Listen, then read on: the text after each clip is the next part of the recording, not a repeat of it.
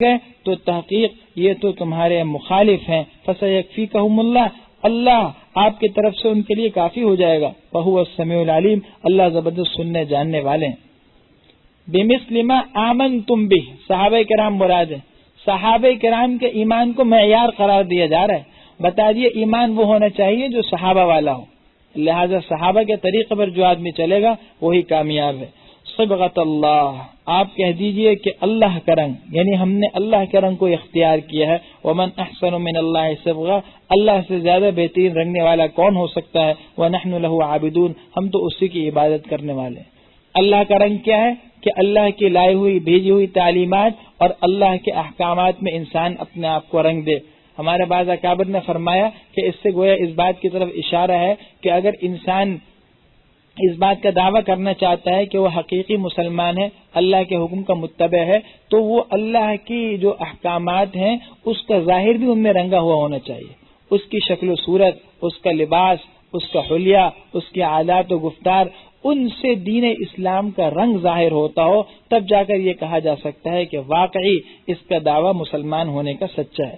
اور اگر یہ دعویٰ کرے کہ ہم مسلمان ہیں، ایمان دل میں ہے لیکن ظاہری اخلاق و عادات و اعمال وہ نہیں، تو ظاہر ہے کہ یہ دعویٰ پختہ نہیں ہے. قل اتحاجوننا فی اللہ وہو ربنا وربکم، آپ کہہ دیے کہ کیا تم ہم سے جھگڑا کرتے ہو اللہ کے بارے میں حالانکہ وہ ہمارا اور تمہارا رب ہے. ولنا اعمالنا ولکم اعمالکم، اور ہمارے لیے ہمارے اعمال اور تمہارے لیے تمہارے اعمال ہیں. یعنی ہمیں اپنے اعمال کا بدلہ ملے گا، تمہیں تمہارے اعمال کا، تو ہم سے جھگڑا کیوں کرتے ہو. اگر مخالف نہ مانے تو بس یہ کہہ دیا جائے کہ بھائی جھگڑے کی ضرورت نہیں ہے، تم جانو تمہارا خدا جانے. کسی کو زبردستی منوانے کے ہم مکلف نہیں، کہنے کے تو مکلف ہیں، صحیح راستہ بتلانے کے تو مکلف ہیں، لیکن اس کو منوانا اور اس حد تک منوانا کہ آپس میں انتشار پیدا ہو جائے، جھگڑا پیدا ہو جائے، شریعت کہتی ہے کہ اس کا کوئی فائدہ نہیں ہے. بس یہ کہہ دو وَلَنَا أَعْمَالُنَا وَلَكُمْ أَعْمَالُكُمْ وَنَحْنُ لَهُ مُخْلِصُونَ، اور ہم تو خالص اسی کی عبادت کرنے والے ہیں. ام تقولون ان ابراہیم و اسماعیل، کیا تم یہ کہتے ہو اے یہودی اور نصرانی، کیا تم یہ کہتے ہو کہ بے شک حضرت ابراہیم اور حضرت اسماعیل و اسحاق و یعقوب اور حضرت اسحاق و یعقوب والاسباط اور ان کی اولاد کانوا ہودن او نصارا، وہ یہودی یا نصرانی تھے. قل انتم اعلم ام اللہ، آپ فرما دیجئے کیا تمہیں زیادہ علم ہے یا اللہ کو ہے. یعنی تم جو یہ کہتے ہو کہ ہمارے آبا و اجداد یہودی یا نصرانی تھے، یہ بات غلط ہے. وہ اس یہودیت اور نصرانیت پر نہیں تھا جس پر تم ہٹ دھرمی کے ساتھ جمع بیٹھے ہو، وہ تو دین حنیفی پر تھے.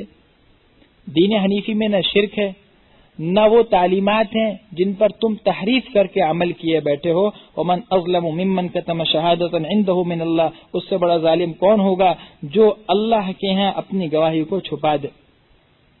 یعنی خدا کی شہادت جو اس کے پاس موجود ہے کتاب کی صورت میں، اہل کتاب کو جو کتاب تورات ملی تھی اس میں یہ ساری باتیں موجود ہیں، تو اللہ کی طرف سے جو گواہی ہے وہ موجود ہے ان کے پاس، لیکن انہوں نے اس کو چھپا لیا، اس کا انکار کیا. یہ ان کے ظلم کی انتہا ہے. وما اللہ بغافل عما تعملون، اور اللہ غافل نہیں تمہارے کرتوتوں سے. تلک امۃ قد خلت، یہ جماعت گزر چکی اور جا چکی ہے. لہا ما کسبت ولکم ما کسبتم، اس کو وہ ملے گا جو اس نے کیا. ولکم ما کسبتم، اور تم کو وہ ملے گا جو تم نے کیا. ولا تسألون عما كانوا يعملون، اور تم سے ان کے اعمال کے بارے میں پوچھ گچھ نہیں ہوگی. وآخر دعوانا ان الحمد للہ رب العالمین.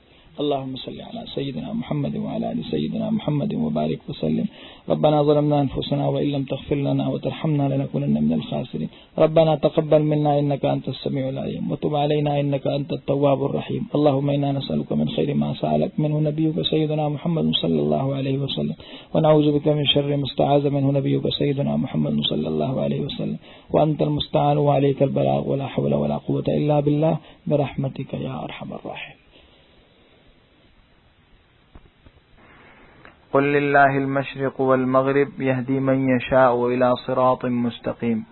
دوسرے پارے کی ابتدا ہو رہی ہے، اور اس دوسرے پارے کے ابتدائی دو رکوع کے اندر تحویل قبلہ کا مضمون ہے، جس کی مختصر سی وضاحت سمجھ لی جائے کہ نبی کریم صلی اللہ علیہ وسلم مکہ مکرمہ میں بیت اللہ کی طرف رخ کر کے نماز پڑھا کرتے تھے، اور بعض علماء نے فرمایا کہ نماز اس طرح پڑھا کرتے تھے کہ آپ کا رخ بیت اللہ کی طرف ہوتا لیکن بیت المقدس بھی سامنے آ جاتا۔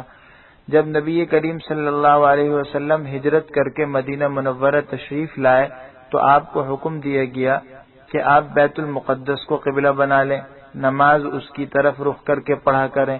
چنانچہ روایات کے مطابق 16 یا 17 مہینے تک آپ کا یہی عمل رہا۔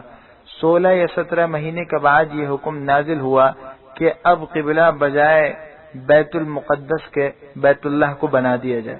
نبی کریم صلی اللہ علیہ وسلم کی فطری خواہش بھی یہی تھی، اور کچھ اس وجہ سے کہ بیت اللہ کو یہ نسبت ہے کہ آپ کے جد امجد حضرت ابراہیم علیہ السلام نے اس کو تعمیر فرمایا تھا۔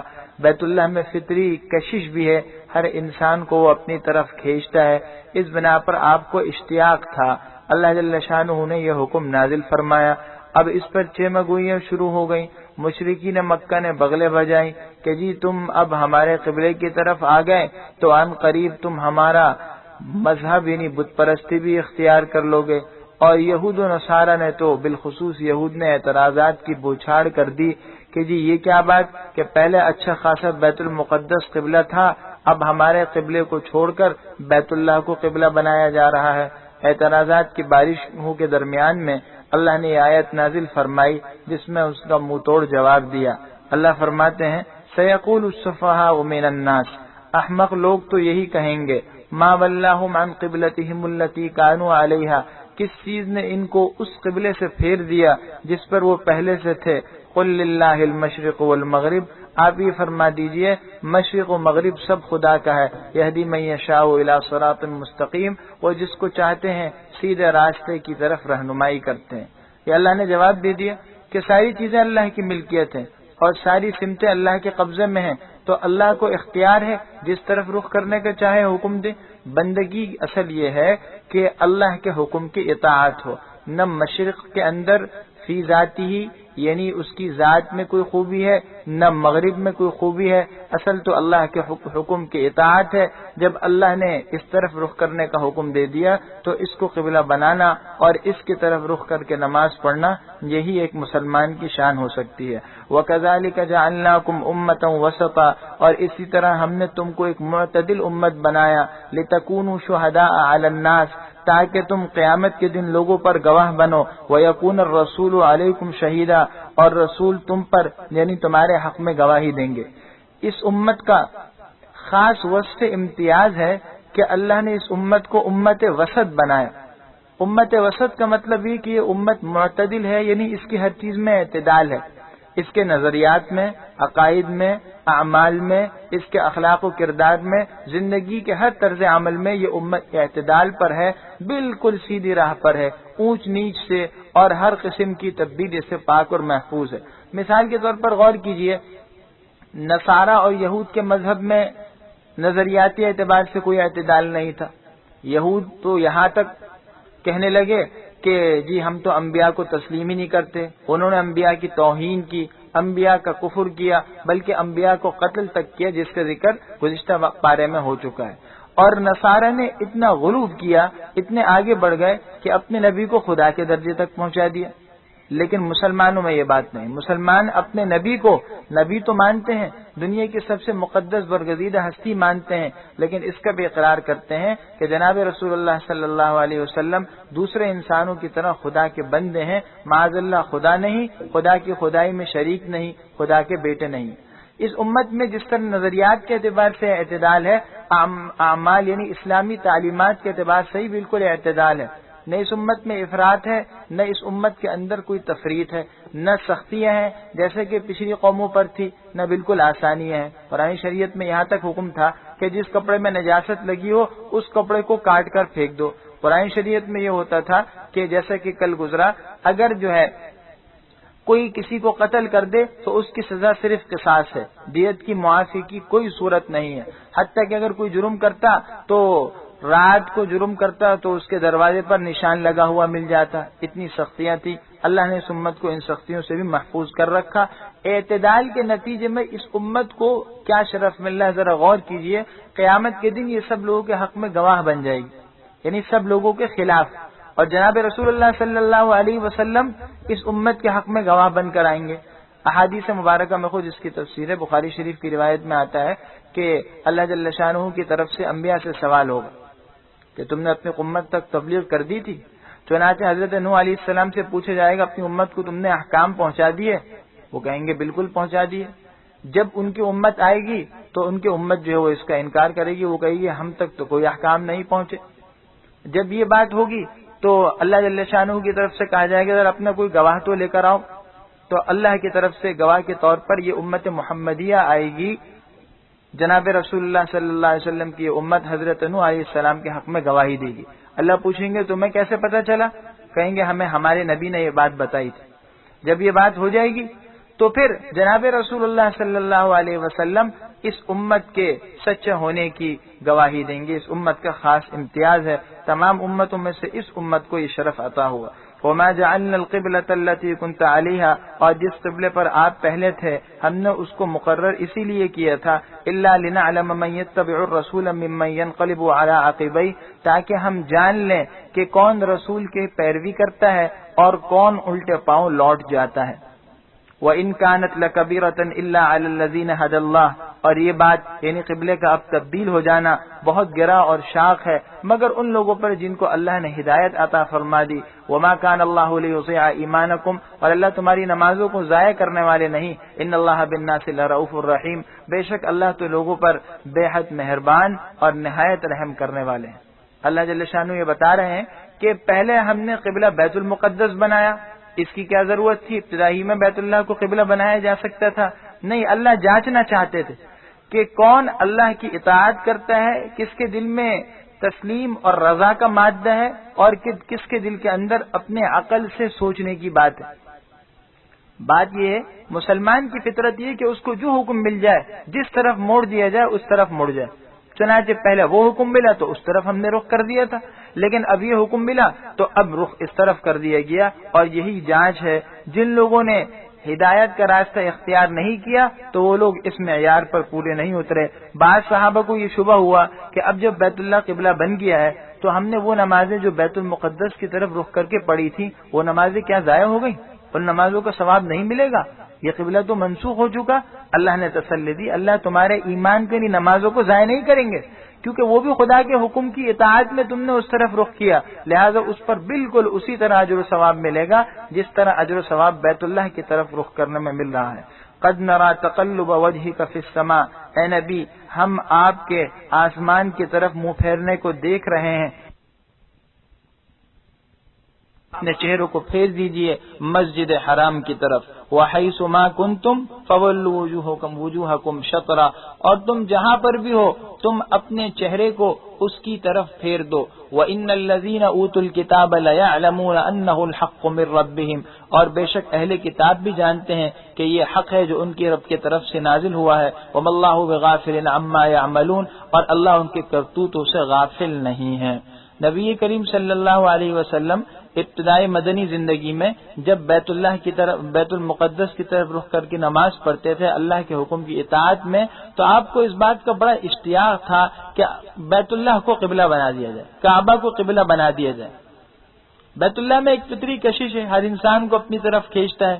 چنانچہ اس کا تجربہ اور مشاہدہ ہے کہ اگر کوئی آدمی بیت اللہ ایک مرتبہ جائے تو اس کی خواہش ہوگی دوبارہ چلا جائے، پھر خواہش ہوگی تیسری مرتبہ چلا جائے۔ تو اللہ فرماتے ہیں کہ ہم آپ کے اشتیاق کو دیکھ تو رہے تھے، اور آپ شدت اشتیاق میں آسمان کی طرف نظریں اٹھا کر دیکھتے تھے کہ شاید وہی نازل ہو جائے، لیکن آپ کا ادب ملاحظہ کیجئے، اس کے باوجود آپ نے اللہ سے صراحتاً یہ نہیں فرمایا کہ مجھے یہ قبلہ مل جائے، مطالبہ نہیں کیا، کیونکہ مسلمان کی اور نبی کی شان یہی ہے کہ جو اللہ کہہ دیں اس پر عمل کرنا ہے، لیکن اللہ کی طرف سے آپ کی منشا کے مطابق حکم نازل ہو گیا۔ اللہ اپنے نبی اور اپنی نیک بندوں کی منشا پورے کرنے میں تاخیر نہیں فرماتے۔ وَلَئِنْ أَتَيْتَ الَّذِينَ أُوتُوا الْكِتَابَ بِكُلِّ آيَةٍ مَا تَبِعُوا قِبْلَتَكَ، اور اگر آپ اہل کتاب کے پاس ہر قسم کی نشانیاں لے آئے تب بھی وہ آپ کے قبلے کی پیروی نہیں کریں گے۔ وَمَا أَنْتَ بِتَابِعٍ قِبْلَتَهُمْ، اور نہ آپ نے ان کی قبلے کی پیروی کرنی ہے۔ وَمَا بَعْضُهُمْ بِتَابِعٍ قِبْلَةَ بَعْضٍ، اور نہ ان میں سے ایک دوسرے کے قبلے کی پیروی کرنے والا ہے۔ خود ان اہل کتاب میں اختلاف ہے، یہود کا قبلہ بیت المقدس ہے، نصارہ کا قبلہ بیت اللحم ہے جو دوسری سمت میں ہے جہاں عیسیٰ علیہ السلام کی پیدائش ہوئی، تو آپ کا قبلہ بیت اللہ ہے، تو اس میں کیا حرج ہے جبکہ آپ اللہ کے حکم سے اس کو قبلہ بنائے ہوئے ہیں۔ وَلَئِنِ اتَّبَعْتَ أَهْوَاءَهُم مِّن بَعْدِ مَا جَاءَكَ مِنَ الْعِلْمِ، اور اگر آپ نے ان کی خواہشات کی پیروی کی اس کے بعد کہ آپ کے پاس علم یعنی خدا کی وحی آ چکی، تو إِنَّكَ إِذًا لَّمِنَ الظَّالِمِينَ، تب تو آپ بے شک ظالموں میں سے ہو جائیں گے۔ الذین آتیناہم الکتاب، وہ لوگ جن کو ہم نے کتاب یعنی تورات دی ہے، یعرفونہ کما یعرفون ابناءہم، وہ اس نبی کو اس طرح پہچانتے ہیں جس طرح وہ اپنے بیٹوں کو پہچانتے ہیں۔ وَإِنَّ فَرِيقًا مِّنْهُمْ لَيَكْتُمُونَ الْحَقَّ وَهُمْ يَعْلَمُونَ، مگر ان میں سے ایک جماعت حق کو چھپاتی ہے حالانکہ ان کو یہ بات معلوم ہے۔ الحق من ربک، حق آپ کے رب کی طرف سے ہے، فلا تکونن من الممترین، یہ آپ اس کے بارے میں شک نہ کیجیے، یعنی یہ قبلہ اس کی طرف رخ کر کے نماز پڑھنا یہ حق ہے اور یہ اللہ کی طرف سے نازل ہوا ہے، لہذا آپ کو لوگوں کی دیکھا دیکھی کسی شک میں نہیں پڑھنا چاہیے۔ آپ کی شان تو یہی ہے کہ اللہ کے حکم کی اتباع کریں۔ قبلے کی تعیین اور بیت اللہ کو قبلہ بنانا، اس میں دراصل مسلمانوں میں اور امت میں اتحاد کا درس بھی ہے۔ اسلام یہ چاہتا ہے کہ مسلمان نظریے اور عمل ہر اعتبار سے متحد ہوں، ان میں کسی اعتبار سے اختلاف و انتشار اور پھوٹ کا شائبہ اور تاثر نہ ہو۔ چنانچہ اس لیے حکم دیا گیا کہ سارے کے سارے مسلمان جب نماز پڑھیں تو ایک ہی جگہ کی طرف یعنی بیت اللہ کی طرف رخ کر کے نماز پڑھیں، اور اس کا صحیح مظاہرہ اس وقت ہوتا ہے جب حرم شریف کے اندر مسلمان چاروں طرف ہوتے ہیں اور ان سب کا رخ ایک طرف ہوتا ہے بیت اللہ ہے، مخالف سمتوں میں لیکن سب بیت اللہ کے گرد، وہ یہ نماز میں بیت اللہ کی طرف رخ کر کے اپنے اندر ایک اتحاد کی شان کا اظہار ہو رہا ہے اور اللہ بھی یہی چاہتے ہیں۔ وَلِكُلٍّ وِجْهَةٌ هُوَ مُوَلِّيهَا فَاسْتَبِقُوا الْخَيْرَاتِ، اور ہر ایک جماعت کے لیے ایک سمت مقرر ہے جس کی طرف وہ رخ پھیرنے والی ہے، لہذا تم نیکیوں کی طرف سبقت کرو۔ اَيْنَمَا تَكُونُوا يَأْتِ بِكُمُ اللَّهُ جَمِيعًا، تم جہاں بھی ہوگے اللہ تم کو لے جائے گا، اللہ تم کو لے کر آ جائے گا۔ ان اللہ علی کل شیء قدیر، بے شک اللہ ہر چیز پر قادر ہے۔ ہر فرقے کی اپنی اپنی سمت ہے جس طرف وہ رخ کر کے نماز پڑھتے ہیں، تم تو اس کے پابند ہو کہ تم اس طرف رخ کر کے نماز پڑھو جس طرف رخ کرنے کا اللہ نے حکم دیا۔ اور آگے یہ بات فرمائی کہ ان سب سے ہٹ کر کہ اصل سمت کیا ہے، ہماری سمت بہتر ہے، فلانے کا قبلہ بہتر ہے، اصل یہ ہے کہ نیک کام میں دیر نہیں کرنی چاہیے۔ اللہ کی طرف سے جس چیز پر ایمان لانے کا اور جس کام کے کرنے کا حکم دیا جائے انسان اس کو کر ڈالے، کہیں شیطان کے نرغے میں آ کر اس میں غفلت پیدا نہ ہو جائے۔ آگے ارشاد فرماتے ہیں وَمِنْ حَيْثُ خَرَجْتَ فَوَلِّ وَجْهَكَ شَطْرَ الْمَسْجِدِ الْحَرَامِ، آپ جہاں سے بھی نکلیں بس آپ اپنے چہرے کو مسجد حرام ہی کی طرف رکھیے۔ وَإِنَّهُ لَلْحَقُّ مِنْ رَبِّكَ، اور بے شک یہ حکم حق ہے جو آپ کے رب کی طرف سے نازل ہوا۔ وَمَا اللَّهُ بِغَافِلٍ عَمَّا تَعْمَلُونَ، اللہ تمہارے کرتوتوں سے غافل نہیں ہے، یعنی آپ سفر میں جہاں پر بھی جائیں آپ نے رخ بیت اللہ ہی کو بنانا ہے۔ لیکن علماء فرماتے ہیں کہ اگر آدمی مسجد حرام میں نہ ہو، بیت اللہ مکے میں نہ ہو، بیت اللہ سامنے نہ ہو، تو پھر مسجد حرام کے اگر اشارہ کیے کہ بیت اللہ کی سمت کی طرف رخ ہو جائے، عین بیت اللہ کی طرف رخ بھی ضروری نہیں بلکہ بیت اللہ کی سمت کی طرف رخ ہو جائے، لیکن سفر میں جہاں کہیں بھی ہو انسان اس بات کا پابند ہے۔ البتہ علماء نے فرمایا کہ نفلی نماز میں اجازت ہے، نفل نماز میں اس بات کی اجازت ہے کہ سواری پر بیٹھے بیٹھے نماز پڑھ لے اور جہاں بھی رخ ہو نماز ادا ہو جائے گی۔ وَمِنْ حَيْثُ خَرَجْتَ فَوَلِّ وَجْهَكَ شَطْرَ الْمَسْجِدِ الْحَرَامِ، پھر دوبارہ اس کی تاکید کر کے فرماتے ہیں کہ آپ جہاں بھی نکلیں سفر کے لیے تو آپ اپنے چہرے کو مسجد حرام کی طرف پھیر دیجئے۔ وَحَيْثُ مَا كُنْتُمْ فَوَلُّوا وُجُوهَكُمْ شَطْرَهُ، اے مسلمانوں تم جہاں بھی ہو اپنے چہرے کو اسی کی طرف پھیرو۔ لِأَلَّا يَكُونَ لِلنَّاسِ عَلَيْكُمْ حُجَّةٌ، تاکہ لوگوں کو تمہارے اوپر کسی طرح کے الزام دینے کا کوئی حق نہ ہو، الا الذین ظلموا منہم، سوائے ان میں سے ظالموں کے، فلا تخشوہم واخشونی، تم ان سے مت ڈرو بس مجھ ہی سے ڈرو، ولأتم نعمتی علیکم ولعلکم تہتدون، اور میں یہ بھی چاہتا ہوں کہ تاکہ تم پر اپنی نعمتیں مکمل کر لوں اور تاکہ تم ہدایت یافتہ ہو جاؤ۔ کما ارسلنا فیکم رسولا منکم، جس طرح کہ ہم نے تم میں ایک رسول بھیجا جو تم ہی میں کا تھا، یتلو علیکم آیاتنا، تم پر ہماری آیتیں پڑھ کر سناتا ہے، ویزکیکم، اور تمہارا تزکیہ کرتا ہے یعنی تم کو سنوارتا ہے، ویعلمکم الکتاب والحکمہ، اور تمہیں کتاب یعنی قرآن اور حکمت یعنی دانائی کی باتیں وہ رسول سکھاتا ہے، ویعلمکم ما لم تکونوا تعلمون، اور وہ رسول تمہیں وہ بہت سی باتیں سکھاتے ہیں جو تم نہیں جانتے تھے۔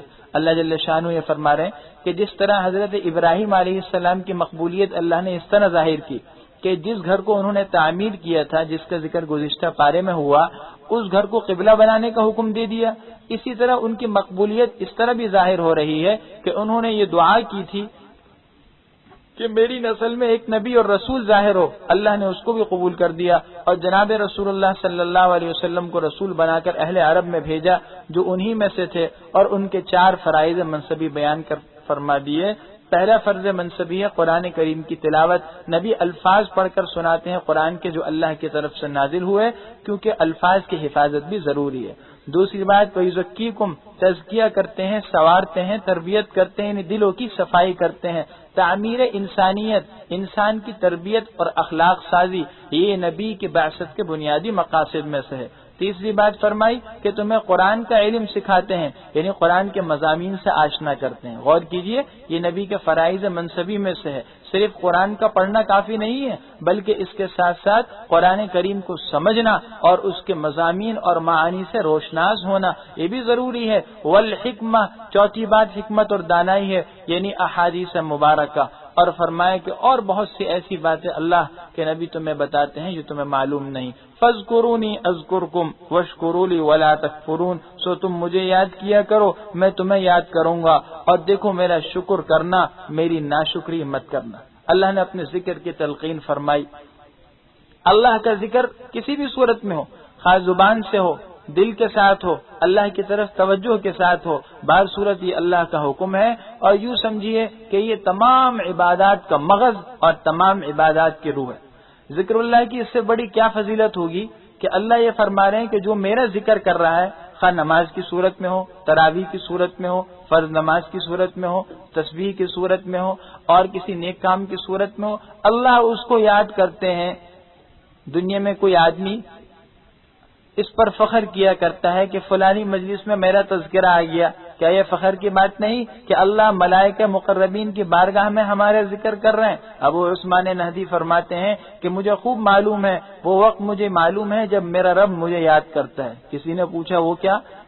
فرمانے لگے وہ وقت وہ ہوتا ہے جب میں اللہ کا ذکر کرتا ہوں، کیونکہ جب میں اللہ کا ذکر کرتا ہوں تو یہ آیت خود مجھے بتا رہی ہے کہ میں مذکور خدا بن جاتا ہوں، اللہ بھی مجھے یاد فرماتے ہیں۔ یا ایھا الذین آمنوا استعینوا بالصبر والصلاۃ، اے ایمان والو صبر اور نماز سے مدد لو، ان اللہ مع الصابرین، بے شک اللہ صبر کرنے والوں کے ساتھ ہیں۔ جب طرح طرح کے اعتراضات کی بوچھاڑ ہوتی ہے، تنقید ہوتی ہے، تو انسان فطری طور پر ذرا سا الجھن کا شکار ہو جاتا ہے، پریشانی کا شکار ہوتا ہے۔ اللہ نے اس کا حل بتایا، بھائی اس کے جتنے علاج ہیں ان سب کا خلاصہ کیا ہے؟ وہ روحانی علاج یہ ہے، صبر اور نماز۔ صبر کا مطلب کیا ہے کہ ان چیزوں کو اللہ کی طرف سے سمجھ کر اس پر ثواب کا وعدے کا یقین کرتے ہوئے تم مطمئن ہو جاؤ۔ علماء نے فرمایا صبر کی 3 صورتیں ہیں۔ ایک صورت یہ ہے کہ گناہ سے بچتے رہو، ایک صورت یہ ہے کہ ہمت اور مشقت کے ساتھ اپنی طبیعت کو نیک کاموں کی طرف لے کر آؤ، فرائض اور اللہ کے احکام کی اطاعت، سخت سردی کے اندر دل چاہے یا نہ چاہے، نیند کی حالت میں ہو، بتکلف اپنے آپ کو اللہ کی عبادت کے لیے لا رہے ہو۔ اور تیسری بات یہ ہے کہ ناموافق اور مشکل حالات کو اللہ کی طرف سے سمجھ کر اس پر بے چینی جزا فضا مت کرو۔ یہ 3 قسم کے صبر کرو گے، حدیث میں آتا ہے کہ قیامت کے دن اعلان ہوگا کہاں ہے وہ صبر کرنے والے، اور ان کو بلایا جائے گا اور ان کو بلا حساب کتاب جنت میں داخل کیا جائے گا۔ صبر وہ عبادت ہے جس پر اللہ کی طرف سے یہ بشارت ہے کہ اس کا کوئی اجر کا کوئی حساب نہیں ہے، ہر اجر کی ایک لمٹ ہے، ایک مقدار ہے، لیکن صبر کی کوئی مقدار اللہ نے ذکر نہیں فرمائی۔ اللہ فرماتے ہیں انما یوفی الصابرون اجرهم بغیر حساب۔ دوسری بات فرمائی کہ نماز سے مدد لو۔ حقیقت یہ کہ یہ نماز بھی صبر کا نمونہ ہے، کیونکہ صبر کا مطلب کیا ہوتا ہے؟ پابندی۔ نماز میں جتنی پابندی ہیں شاید کسی عبادت میں نہیں ہے، حتیٰ کہ نماز میں نہ آپ کھا سکتے ہیں، نہ پی سکتے ہیں، نہ بول سکتے ہیں، نہ ادھر ادھر دیکھ سکتے ہیں، تو یہ تو صبر کا عملی نمونہ ہے۔ اس لیے نماز بالخصوص ایک ایسی عبادت ہے جس میں مشکلات کا حل ہے۔ حدیث مبارک میں آتا ہے کہ نبی کریم صلی اللہ علیہ وسلم پر جب کوئی مشکل طاری ہوتی، کوئی مشکل ناموافق حالت آتی، تو آپ فوراً نماز کی طرف لپکا کرتے تھے۔ اے مسلمان دوستوں اور بھائیوں اور بہنوں، اس حقیقت پر بھی ذرا غور کر لو کہ جس طرح دنیاوی مشکلات کے حل کے لیے ہم دوسرے مادی وسائل اختیار کرتے ہیں، دنیاوی اسباب و راحت کی کوششیں کرتے ہیں، دنیاوی وسائل کو برتنے کی اور حاصل کرنے کی کوشش کرتا ہے، کیا ہی اچھا ہو کہ ہم نماز اور صبر کا ہتھیار بھی استعمال کرنے کی کوشش کریں، اپنی طبیعت میں صبر پیدا کریں اور اپنے عمل میں نماز کے پہلو کو اجاگر کریں، تو پھر اللہ کی مدد ضرور آئے گی۔ وَلَا تَقُولُوا لِمَن يُقْتَلُ فِي سَبِيلِ اللَّهِ أَمْوَاتٌ، اور ان لوگوں کو جو اللہ کے راستے میں قتل کر دیے جائیں اموات مردہ مت کہو، بل احیاء ولکن لا تشعرون، بلکہ وہ تو زندہ ہیں لیکن تمہیں اس کی خبر نہیں ہے۔ جو آدمی اللہ کے راستے میں قتل کر دیے جائے، جس کو شہید کہتے ہیں، قرآن کریم یہ اعلان کر رہا ہے کہ وہ زندہ ہیں، لیکن وہ زندگی نظر آنے والی نہیں ہے۔ اس لیے مسلمان کی شان یہ ہے کہ سمجھ میں آئے یا نہ آئے، نظر آئے یا نہ آئے، اس پر یقین کر لے۔ علماء نے فرمایا کہ سب سے اونچی حیات عالم برزخ میں، یعنی مرنے کے بعد انبیاء کو عطا ہوتی ہے، وہ اللہ کے زندہ ہیں۔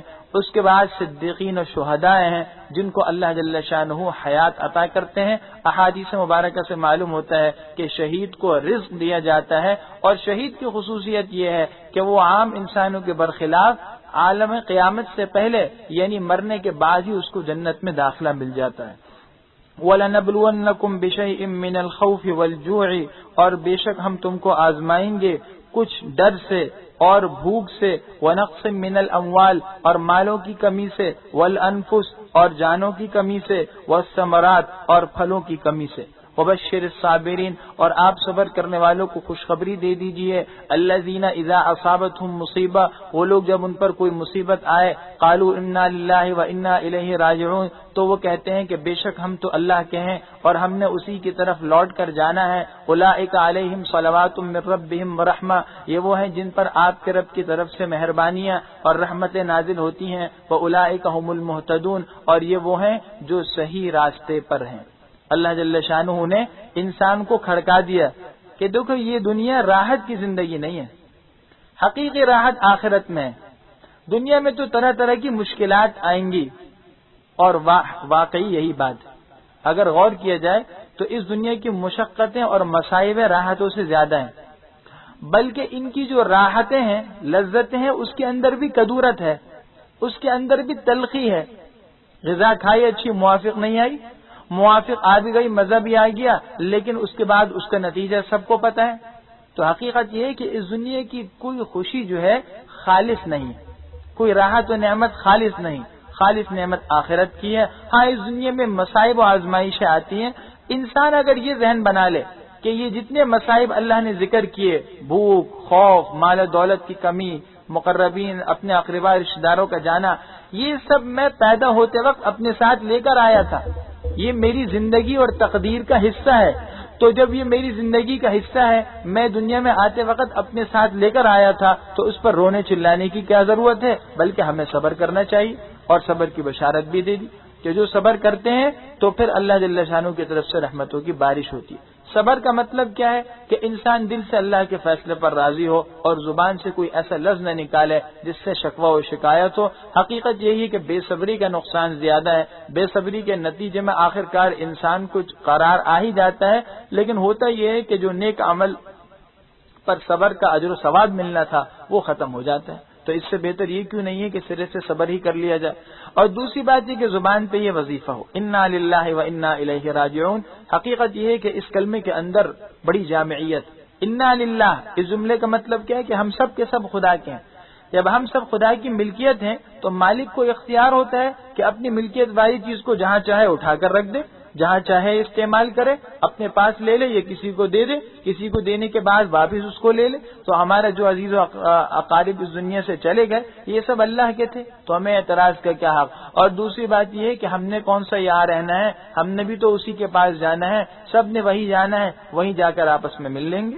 ان الصفا والمروہ من شعائر اللہ، بے شک کوہ صفا اور مروہ شعائر اللہ، اللہ کی نشانیوں میں سے ہیں. فمن حج البیت او اعتمر، پس جو بیت اللہ کا حج کرے یا عمرہ کرے، فلا جناح علیہ ان یطوف بہما، تو ان کا چکر لگانے میں، سعی کرنے میں اس کو کوئی گناہ نہیں. ومن تطوع خیرا، اور جو کوئی بھی نیک کام کرے گا، فإن اللہ شاکر علیم، تو اللہ قدردان اور زبردست جاننے والے ہیں. صفا و مروہ کی سعی کو شعائر اللہ میں سے قرار دیا.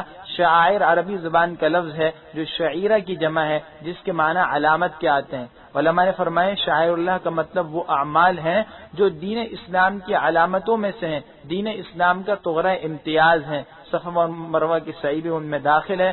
اصل میں زمانے جاہلیت میں صفا و مروہ پر دو بت رکھے ہوا کرتے تھے. جب مسلمان اسلام لائے صحابہ کرام، تو انہیں صفا و مروہ کے درمیان چکر لگانے میں تردد ہوا کہ جی یہاں تو بت رکھے ہوا کرتے تھے، یہ تو برا کام ہے. تو اللہ نے اس بارے میں تسلی دی کہ نہیں، جب یہ اللہ کا حکم ہے تو یہاں چکر لگانے میں کوئی حرج نہیں ہے، کوئی گناہ کا کام نہیں ہے. البتہ دوسرے احادیث سے معلوم ہوتا ہے کہ سعی ضروری ہے، حج میں اور عمرے میں سعی ضروری ہے. اور علماء احناف بھی کہتے ہیں کہ یہ واجب ہے. کسی نے سعی نہیں کی حج یا عمرے میں تو اس کو دم دینا پڑے گا. ان الذین یکتمون ما انزلنا من البینات والہدی، وہ لوگ جو چھپاتے ہیں ان واضح نشانیوں کو اور ہدایت کی باتوں کو جو ہم نے نازل کی، من بعد ما بیناہ للناس فی الکتاب، جبکہ ہم لوگوں کے سامنے اس کو واضح کر چکے تھے اپنی کتاب میں. اولئک یلعنہم اللہ ویلعنہم اللاعنون، تو ان پر اللہ کی اور فرشتوں کی لعنت ہے.